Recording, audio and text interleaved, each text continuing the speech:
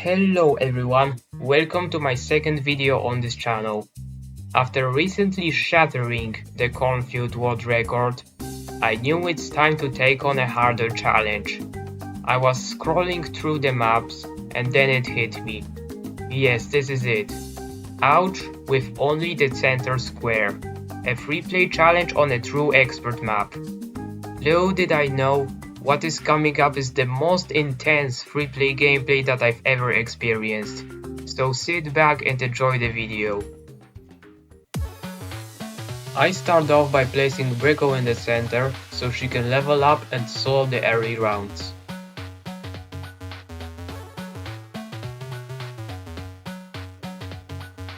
On round 14, I build my first merchant.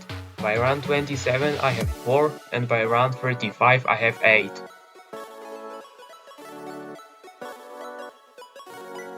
I get my first boat upgraded to tier 4 and I save up for a trade empire, affording it on round 41. By round 49 I have all of my boats fully maxed out. I farm with them until round 56, where I pre-charge and overclock and sell all 5 boats in order to make a better farming setup. I place down an ice monkey in the center and upgrade it to an arctic wind to allow me to place down a farm and a village. I overclock my farm and upgrade it to a banana central. After that, I put together a quick temporary defense consisting of 2 destroyers and a sub. I upgrade my alchemist to berserker rule mid-round to survive the first batch of Moabs.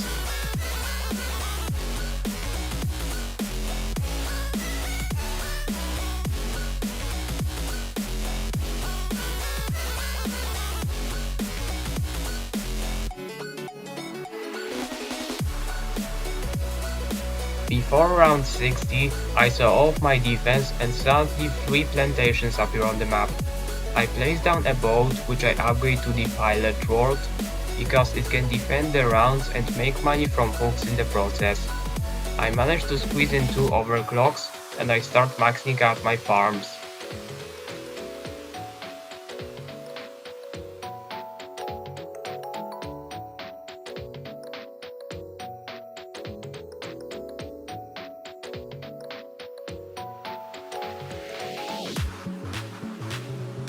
On round 64, I sell my banana central and get a 4 BRF Monkeyopolis, after which I get all my farms back by round 69. And I max out my farming setup by round 74 with a Monkeynomics and a Wall Street.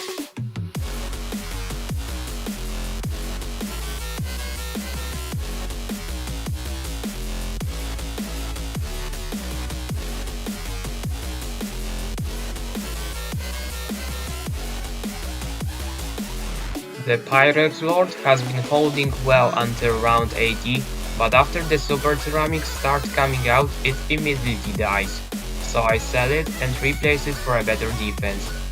A carrier flagship with a druid and a sniper on top, which will both defend and generate extra money.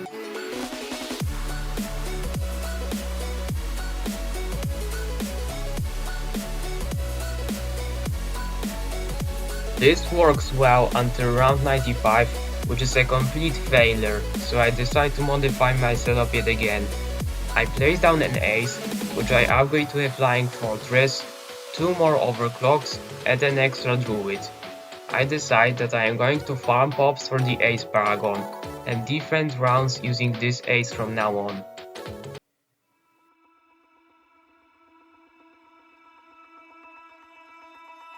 As you may be able to guess, the Flying Fortress can last for a while, especially when paired with Ultra Boost.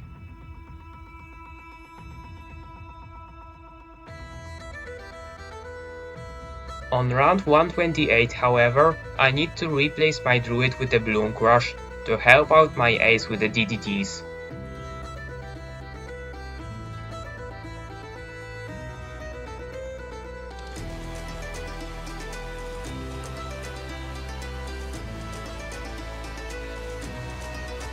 Even with my Bloom Crush, round 138 was insanely difficult, but since I didn't have my ace pops maxed yet, I was forced to beat it, so I got a Grand Saboteur to help, and for the next round I'm able to build my degree 70 Ace Paragon.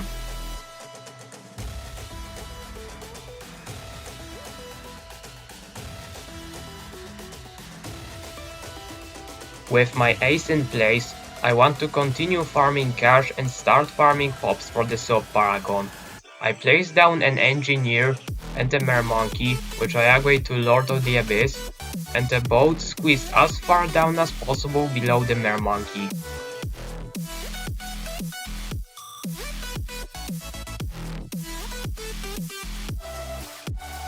I then get an ice monkey, just barely fitting between the mer monkey and the boat, and 2 subs plus a sniper afterwards. After upgrading to a carrier flagship, I am about to do something quite unusual, something that you haven't seen in any other free play run before. I get a degree 1 sub Paragon and then place 2 sub tier 5s for pop farming. You see, subs are the slowest towers out of any Paragon to pop farm for, but this is a trick to accelerate it, because submerging a sub Paragon, even a degree 1, gives all subs within a range a 6 times damage buff, making them gather pops significantly faster. I want to get this Paragon to a high degree as soon as possible, since I know farming pops with such slow towers will be impossible later on, when the game gets more brutal.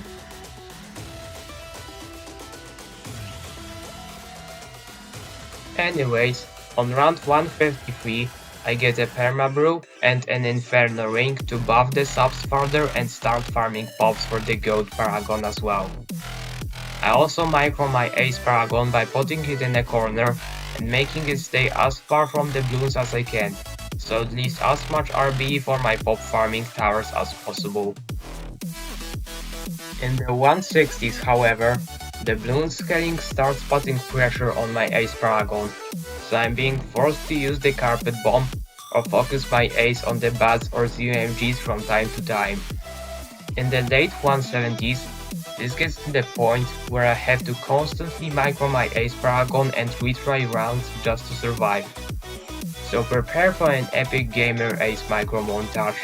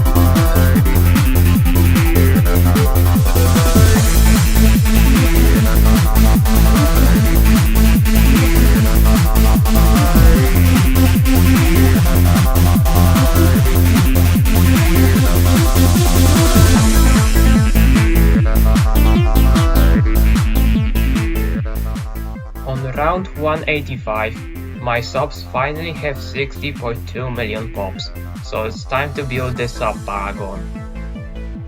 I sell my permabrew, Monkeynomics and Wall Street, and I rebuy temporary helicopters to move the Inferno Ring and Sub Commander out of the carrier flagship platforms.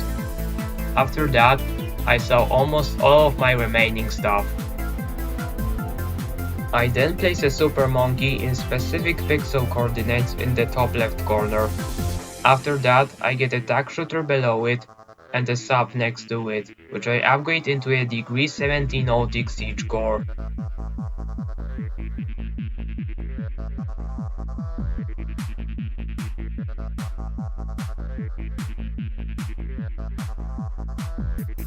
I then get a tag zone, perma-brew, carrier flagship, and I move the Inferno Wing onto the left carrier platform. I get my Monkeylopolis back, and I place an Ultra Boost and an Absolute Zero.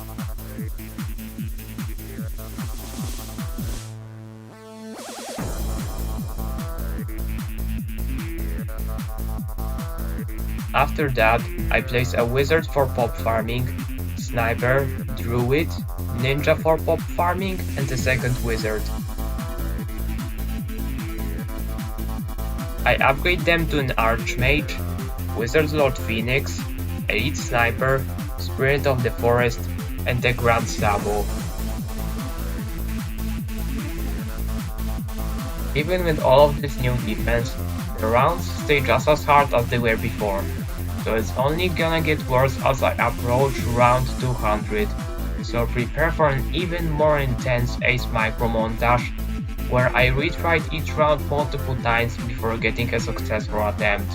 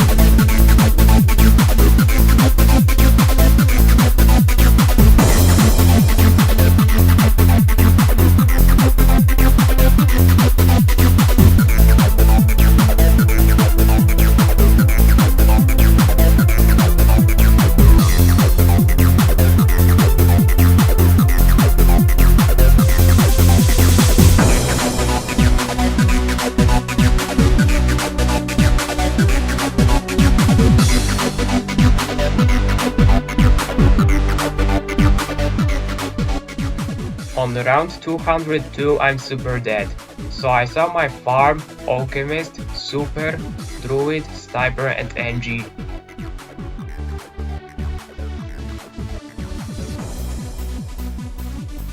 After that, I get a temporary heli to move my Archmage to the top left corner.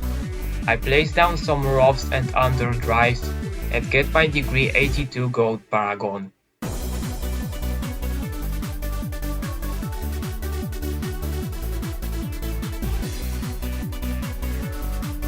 I use another temporary heli to move my Wizard Lord Phoenix close to his brother, and after spamming some jutsus I get a degree 59 Ninja Paragon.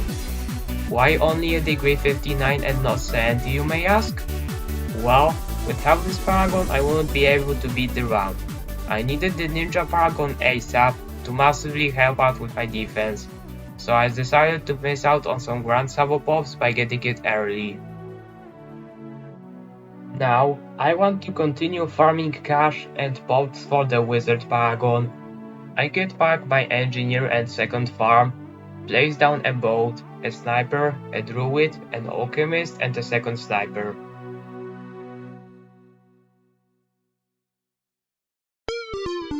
I upgrade them to Elite Sniper, Perma-Brew, Spirit of the Forest, Carrier Flagship, and Ultra Boost.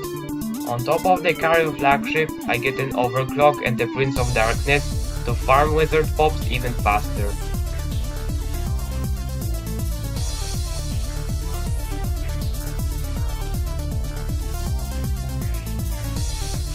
With 2 new Paragons, the game became significantly easier even despite fortified bats now appearing.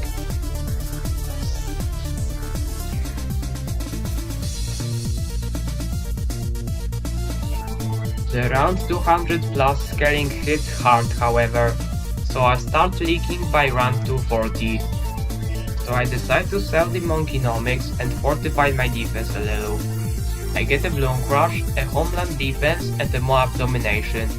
The Homeland Defense will speed up Wizard Pop farming further, and the other 2 monkeys will keep any non-bad bloons away from the exit, so I can fully focus my DPS on the purple boys.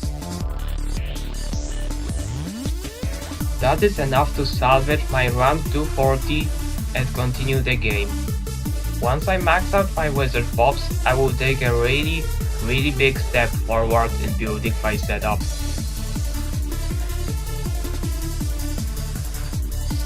On round 220, I have all the Wizard Pops I need, so I sell nearly everything I have, including the Banana Central, and I move my Prince of Darkness below the Goat Gun.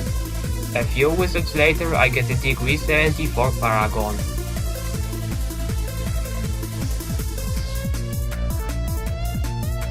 After that, I use the coordinates I've saved earlier and nudge mode to squeeze a super monkey as top left as possible. This super monkey I will turn into the VTSG. I place down my sacrifices and I build a tier 4 temple with maxed out primary, military and magic sacks.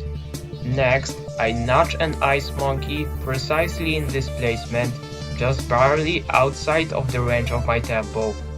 It's gonna be used for hang an ice platform.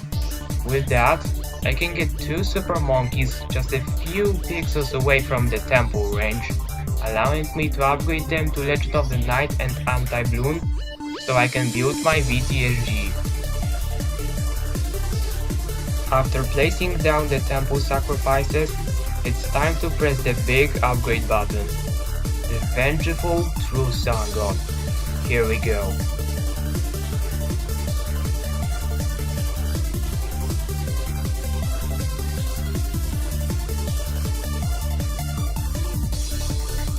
Right after, I put a super monkey as bottom right as possible, and I place down a spike factory hugging the ascended shadow. Then I get an engineer and a boomerang as close to this super monkey as I can. Now for my late game setup, I want to squeeze out the final bit of money and farm pops for the spike factory, boomerang and engineer paragon. I built an ice monkey which I upgrade to absolute 0, a boat and a sniper. After that I get my farm and village combo back and I built a BRF Monkeyopolis. I finish off with another spike factory in the center and I replace the sniper with an alchemist. I upgrade my monkeys to Banana Central, XXL Trap, Moab Domination, Carpet of Spikes, Super Mines, Perma-Brew, and Carrier Flagship. I place an Ultra Boost and an Overclock on top of the boat, and I replace the Super Monkey for a Homeland Defense. Now I'm gonna defend with the sub for a while.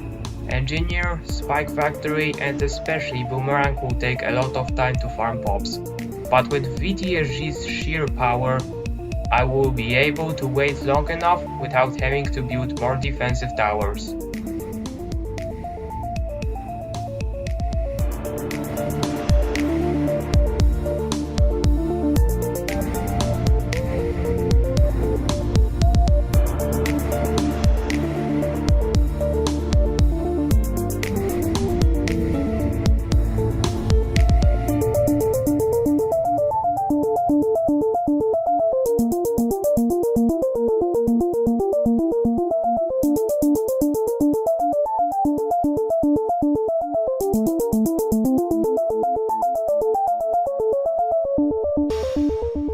next major difficulty increase is round 250, where the bloons get a sudden speed improvement and start gaining 100% HP every round.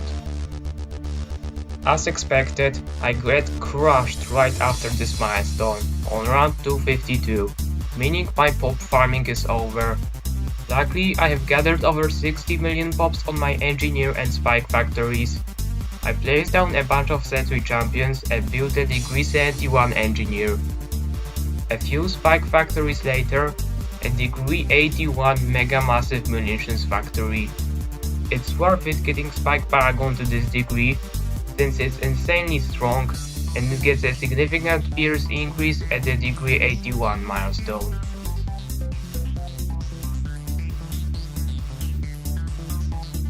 Last and least, I get a degree 72 boomerang Paragon. With all of these guys set up, it's time to build my sappy temple. I place down 50k of primary, magic and support sacrifices, and I upgrade my super monkey to a temple. The trick I use here is Paragons don't get sacrificed by temples, so by having all of them hanging the super monkey placement before allows me to clip them into the sun temple hitbox, saving me space for other towers.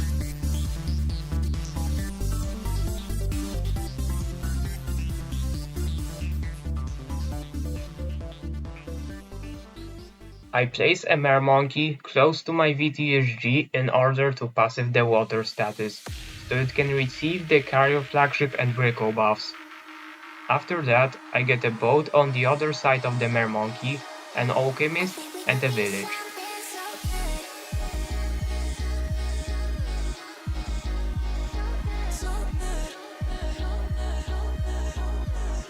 I placed down 3 boats, and after some placement tinkering, I managed to fit a sniper alongside my ice monkey in the center. I make sure the village placement is loose, so that I can rebuy it comfortably in the endgame. I built the tier 5s needed for the last Paragon that I'm gonna get in this run, a Navarch of the Seas.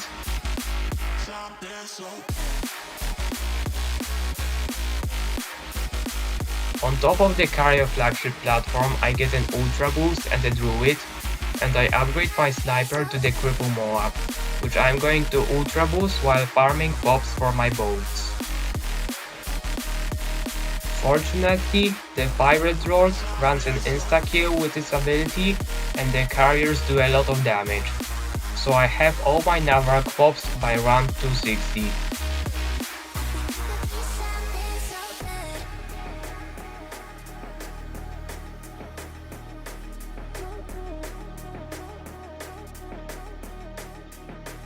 I get a degree 71 Navarch in the central spot,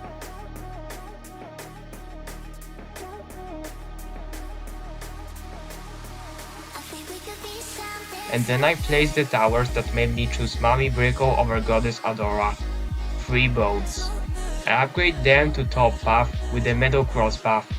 You see, aircraft carriers are actually incredibly strong in free play, especially when paired with Brico. They far surpass bloonjitsus in terms of DPS, and I managed to fit 3 of them, which is enough to provide a good amount of extra DPS in my final setup. The last things I add is a super brittle in the center to further increase the damage of my boats, an ultra boost, and the Brico on the Navarch platform. I can rebuy her in that placement comfortably, separated from the rest of the towers. I will start working to get 10 ultra boost stacks on all of my damage towers. And now it's time for the endgame. All of my setup is complete. The bloon scaling is starting to get rough. Bring it on, game!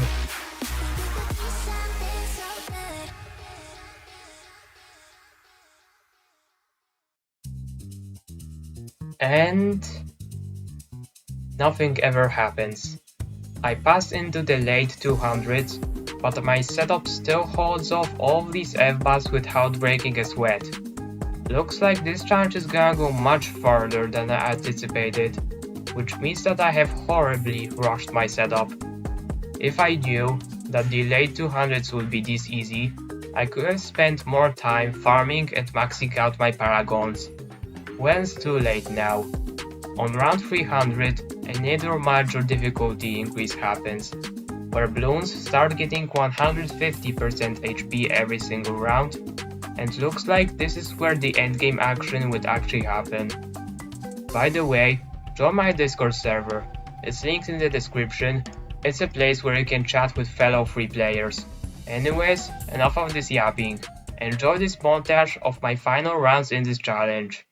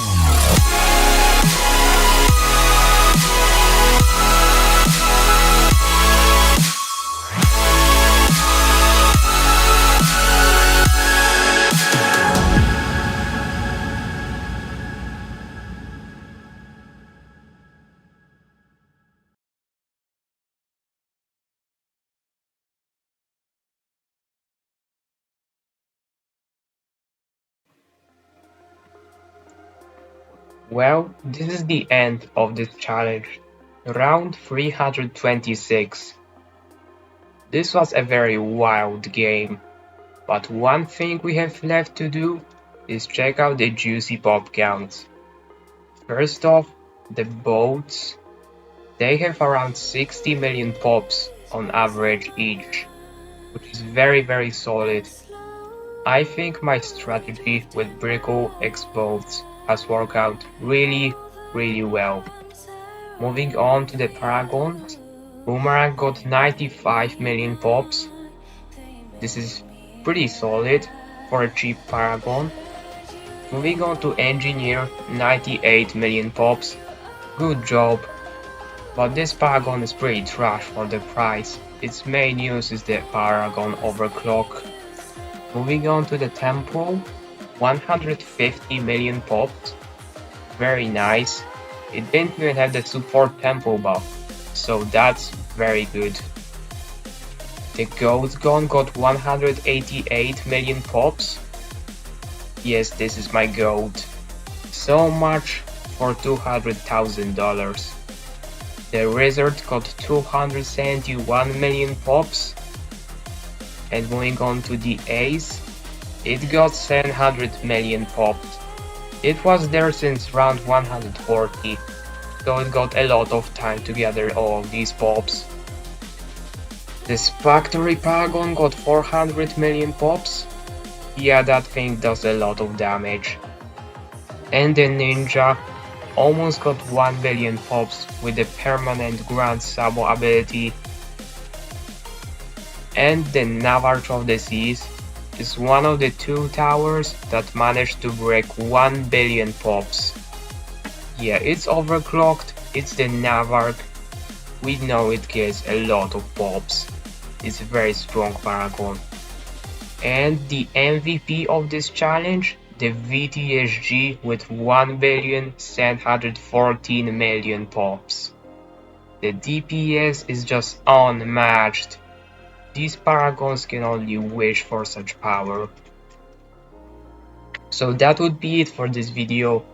But before we end this, I want to thank you guys so much for the support I got on my first video.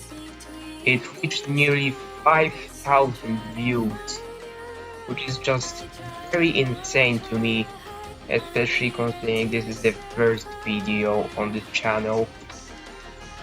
And those results on the first video have motivated me to try out YouTube regularly. So yeah, this is not the last video that you're gonna see from me.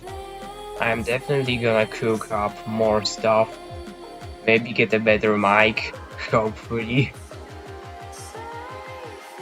And yeah, I'm super thankful for this. I got a ton of supportive comments saying that my video was amazing. I genuinely thought that it's mediocre when I was making it. It was a very nice surprise. And yeah, this would be it. I'm gonna end the video now. Stay tuned for more uploads. Like, subscribe on my Discord channel. Goodbye.